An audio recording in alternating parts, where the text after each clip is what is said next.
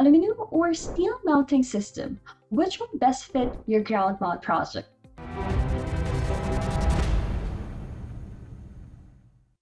Hi everyone, I'm Xiamen. And I am Jez. And welcome to Tech Titans on ENF Trade TV. Let's get to know our guests today. Hi Lee and Tiffany. Hello, my name is Lee, the sales manager at Crystal Solar. It's my pleasure to introduce our company, a global leading provider for smart solar mounting solutions. With over 17 years of rapid development, ensuring the reliable and scalable solar energy systems for our clients across the world. Hello, my name is Tiffany Locke. I work for Huge Energy.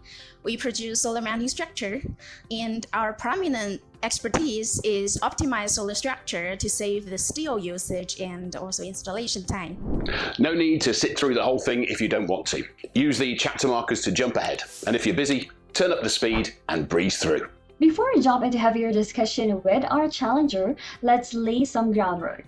Lee, starting with you, what factors drive the growing use of aluminum in modern solar projects? Aluminum alloys have the advantages of a high strength, durability, high in weight, light in weight, high corrosion and oxidation resistance, and high tensile strength, and also as well as the easy to install. Most importantly, they are also highly recyclable, aligning with the goal with environmental sustainability, which makes them sustainable options for PV applications. So now your turn, Tiffany. Despite the growing material alternatives right now, what gives steel its continued relevance in ground mount solar projects? For steel, actually, because of its chemical characteristics, it offers better structural strength and durability, and also because of massive production globally for building steel, construction, etc. So it has economy scales, drops its price down. Plus, it has a long-term, long years proven track of the record of using steel in construction and many other industry. Good warm-up round, Lee and Tiffany. Aluminum may bend, steel may stand, but against time and nature, who truly holds up? Let's find out on reliability and environmental durability. Just take it away. My first question goes to Lee. Aluminium's great for lifting, sure, but under heavy snow and harsh wind, does it hold a panel or bow to the will of nature? Aluminum alloy is pretty flexible and ductile, so when it's under load, it tends to bend or deform gradually instead of crack or break down suddenly.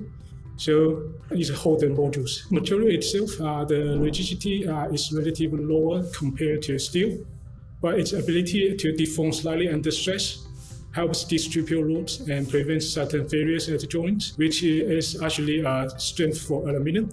In addition, we perform structural calculation based on local wind speeds, slow loads, installation angles, and in accordance with relevant building codes to ensure the structure reliability.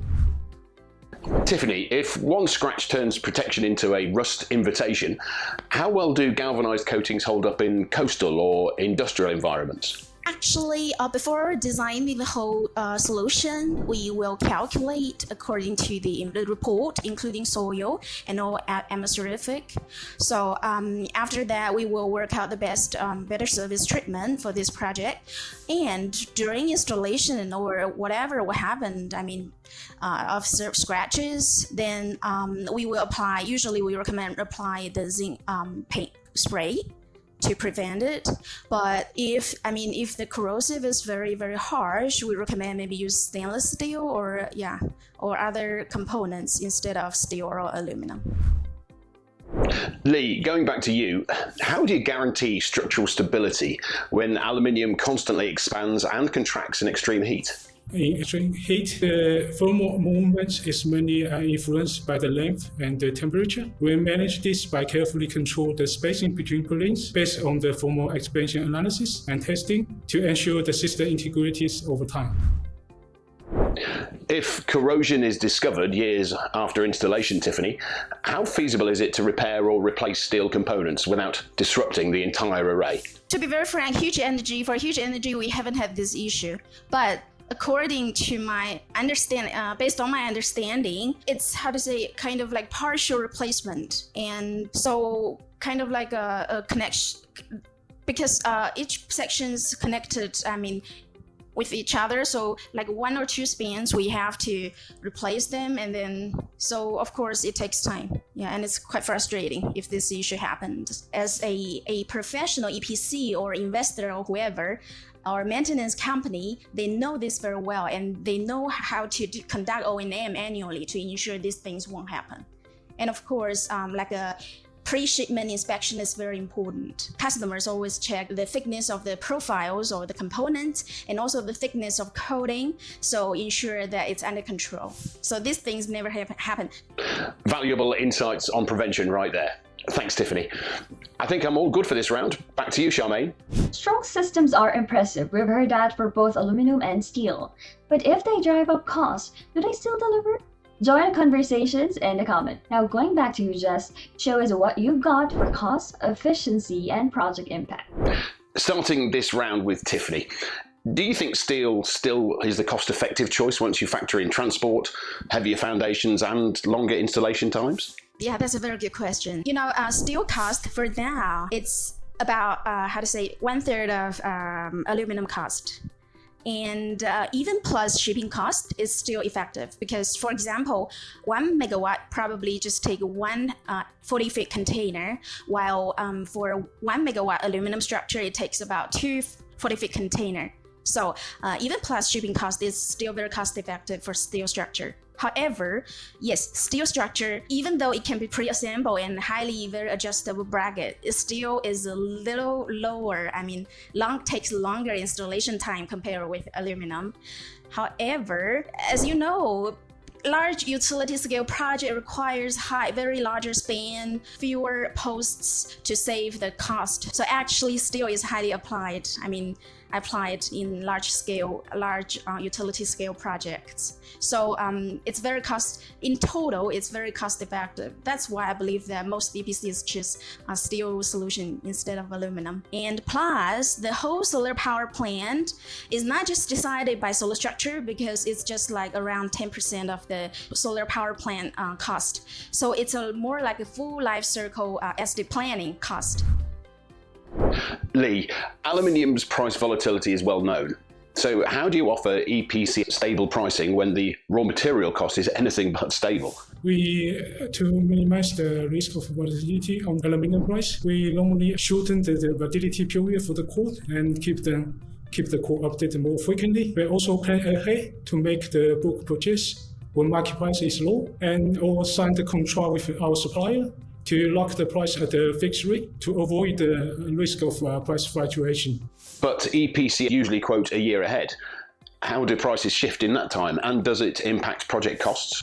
Yes, it will definitely affect the cost of. So our costs will be time sensitive. So we typically include a validity period in our quote to provide the transparency and also the risk management. If the costs will be afforded, so it will be set by the EPCs. We usually do a month or 2 months for the validity period in our quote. In case of fluctuation on the price of aluminum, so we maybe shorten that period into weeks, like 1 or 2. Well said, Lee. Now, going back to the side of steel, Tiffany, is your steel rack modular or just mildly allergic to change? Yeah, we make our solar structure very flexible and also adapted to different solar modules. Usually you can just extend the rail and also the post. It's like modular pile and rail, that kind of stuff. And there is one concern of the whole, because for now, most companies, solar structure companies, use like a fixed hold to fasten the mid and end clamp. But Huge Energy developed a specific retrofit, or clamp that it moves smoothly and adjusts. So this is a rail and this is a clamp, and they can just move smoothly. So even it's a larger panel, you don't need to worry the unfixed holes, anything. You can just fix it. You can just move the bracket. Yeah, and it's very easy for installation. Yeah, usually when we use the regular mid and end clamp, you need to unscrew the bolts and then screw it back, right, for a regular one. But for Huge Energy developed a clamp that is very easy, and then. Lee, if aluminium systems require more parts and pricier materials, Are we really saving time or just rushing into higher costs faster? It is true that the material cost for aluminium is higher than carbon steel. However, the aluminium's lightweight nature makes it ideal for small-scale or complex installation, reducing the labor and time costs. In choosing the right system, we assess the specific conditions on the project site to maximize both the safety and also the customer's return on investments. Aluminium requires shorter spans between supports compared to steel. How does that impact overall system design and costs? We do the calculation, structure calculation based on the project information provided from our clients. So if it requires actual column or actual post, it is definitely more expensive than the carbon steel. That's it for this round. Over to you, Xiamen. Cost looks good on paper, but can these systems adapt to challenging landscapes? We'd love to hear your take as we're down to the final round of design, flexibility, and application suitability. Jez, over to you. All right. Starting this last round with Lee.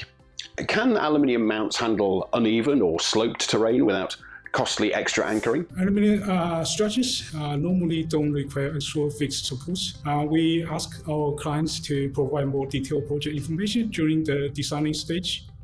So the more precise the environmental parameters provided, the more stable the final structure will be. So for the slope terrains, we will conduct additional calculations on the slope wind loads to ensure the safety. The soil is suitable for the rain piles, then it requires the deeper embedments.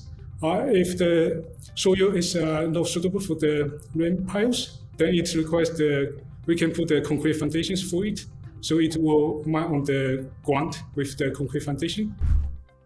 Tiffany, how effectively can steel mounting systems handle uneven or sloped terrain without driving up construction complexity and costs? Yeah, for huge energy, usually for slope, actually even plain area, we always try to design monopile solution or single pile solution, which means that for dual pile, there will be a lot of installation or error or whatever, happens, but with single pile solution is more flexible, first of all, and plus, when we produce the pile or the connections, and we have more holes so that they can be easily adjusted according to the tilt, and also we make the hole so adjusted more flexible according to different terrains. So these are the two main factors that we address this issue and to save the installation time. And the third feature is that we are very good at designing different piles and then try to save the pile quantity to save the installation time, and also the bracing. We specialize in structure design, so we know very well according to our calculation to save the usage, bracing quantity or pile quantity, so save all the installation steps to save the time. And of course, compare with plain area, of course, yes, slow area is more challenging for sure. So on hilly land, how much does civil work or earth moving inflate steel's overall installation cost? Different countries' labor costs different, and also machine rental cost, etc. So I cannot say exactly how much, but imagine that for a flat area, you can just maybe you don't need to do too much civil work, but for a slope area, you have to get rid of all this soil and make the area table, very flat. So it really depends. Maybe maybe double or 5 times, up to 5 times, maybe. All right.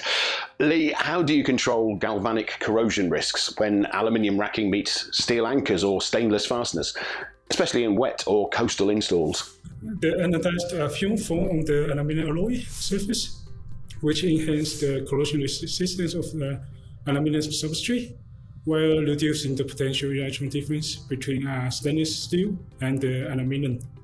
Thereby, it decreases the corrosion rate.